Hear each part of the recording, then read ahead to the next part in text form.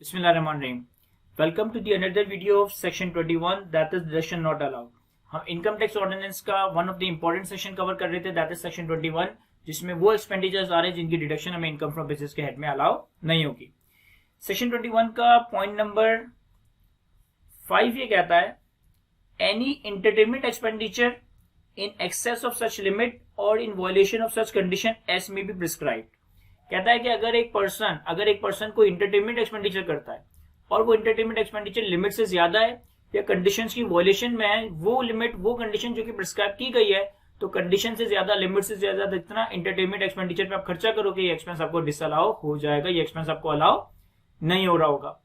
अब जब भी टैक्स लॉ में ये लफ्ज इस्तेमाल हो ना इसमें भी प्रिस्क्राइब, तो इसका मतलब है कि इसके हवाले से कोई ना कोई इनकम टैक्स का रूल मौजूद होगा, कोई ना कोई इनकम टैक्स का रूल मौजूद होगा जो कि उस चीज को प्रिस्क्राइब कर रहा होगा। तो जिस तरह से सेक्शन 21 के इस रेलेवेंट क्लॉज में एंटरटेनमेंट एक्सपेंडिचर की लिमिट और कंडीशंस की प्रिस्क्रिप्शन की बात कर रहा है, तो हमारे पास इससे रिलेटेड इनकम टैक्स का रूल 10 है जो कि एंटरटेनमेंट एक्सपेंडिचर को डिफाइन करता है। Rule 10 of income tax rule 2002 entertainment expenditure. Entertainment expenditure shall be incurred by the person in deriving income from business chargeable to tax. कह रहे एंटरटेनमेंट एक्सपेंडिचर वो एंटरटेनमेंट एक्सपेंडिचर जो कि बिजनेस इनकम को drive करने के लिए किया गया हो, and shall be incurred outside Pakistan on entertainment in connection with the business transaction or allocated as head office expenditure। या तो वो एंटरटेनमेंट एक्सपेंडिचर आपने पाकिस्तान से बाहर इनकर किया हो बिजनेस ट्रांजेक्शंस के अगेंस्ट, एंटरटेनमेंट के अगेंस्ट, या फिर वो कोई हेड ऑफिस का अलोकेटेड एक्सपेंस हो, और incurred in Pakistan on entertainment of foreign customers and suppliers. अगर पाकिस्तान में आपने कोई एंटरटेनमेंट एक्सपेंडिचर इनकर किया है तो वो फॉरेन कस्टमर्स और फॉरेन सप्लायर्स की एंटरटेनमेंट पे किया हो, और incurred on entertainment of customers and clients at the person business premises। अगर आप अपने कस्टमर या क्लाइंट्स, अब पॉइंट नंबर 2 में फॉरेन कस्टमर्स फॉरेन सप्लायर्स का जिक्र आ गया, तो यानी कि पॉइंट नंबर 3 लोकल कस्टमर्स और लोकल क्लाइंट्स की बात कर रहा है।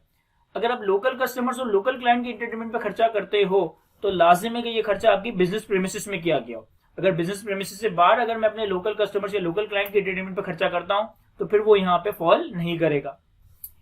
Incurred on the entertainment of a meeting of a shareholders, agent, directors and employees। जो कंपनी के share holders, employees, directors, agents की मीटिंग्स वगैरह पे एंटरटेनमेंट का खर्चा होता है वो, और incurred on entertainment at the opening of the branches।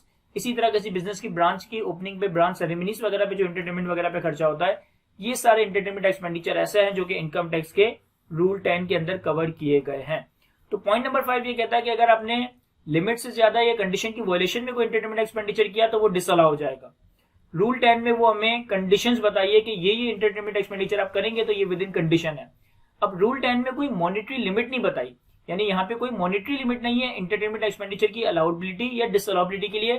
कुछ थ्योरेटिकल, कुछ क्वालिटेटिव कंडीशंस हैं कि ये 5 एंटरटेनमेंट के खर्चे बयान किए गए, इनमें से कोई एक खर्चा किया होगा तो वो बिल्कुल अलाउ हो जाएगा, इन 5 खर्चों के अलावा कोई खर्चा किया होगा तो वो आपको एक्सपेंस के तौर पर अलाउ नहीं होगा। कहता है deduction shall be allowed only for expenditure incurred on the entertainment of the person related directly to the person business। ये बात तो इनकम फ्रॉम बिजनेस के लिए भी और बाकी हेड्स ऑफ इनकम के लिए भी कॉमन ही है कि हमें हर हेड ऑफ इनकम में इनकम कैलकुलेट करते वक्त वो एक्सपेंसेस अलाउ होते हैं जो कि उस हेड की इनकम को ड्राइव करने के लिए किए गए हो, यानी कि डायरेक्ट नेक्सेस का कॉन्सेप्ट होना चाहिए। एक्सपेंसेस वही अलाउ होंगे जो कि उस हेड की इनकम को ड्राइव करने के लिए, उस हेड की इनकम को अर्न करने के लिए इनकर किए। अगर मैं अपने बिजनेस के अगेंस्ट अपने पर्सनल एक्सपेंस क्लेम करने लग जाऊं तो ये लॉ मेकर अलाउ नहीं करेगा, मुझे सिर्फ वही एक्सपेंस अलाउ होते हैं जो मेरे बिजनेस से रिलेटेड है। फिर एंटरटेनमेंट को भी डिफाइन किया गया है। Entertainment means the provision of meal, refreshment, reasonable leisure facilities in accordance with the tradition of business and subject to overall norms and conditions of norms and customs of business in Pakistan. इन्होंने हल्की फुल्की entertainment की definition दे दी है कि अगर आप खाना, refreshment या रीजनेबल लीजर फैसिलिटीज जो कि पाकिस्तान में बिजनेस करने के नॉर्म्स और कस्टम्स के तहत है, इन चीजों पे अगर आप एंटरटेनमेंट पे खर्चा करते हो तो ये चीजें आपको एज ए एक्सपेंस अलाउ हो जाएगी।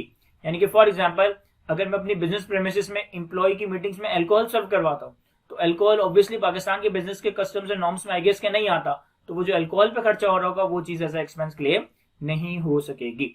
तो ये हमारे पास इनकम टैक्स ऑर्डिनेंस के सेक्शन 21 का पॉइंट नंबर 5 था। आई होप कि मैं इसे अच्छे से एक्सप्लेन कर सका हूं। इंशाल्लाह नेक्स्ट वीडियो में फर्दर एक्सपेंडिचर्स को कवर करेंगे। Thank you.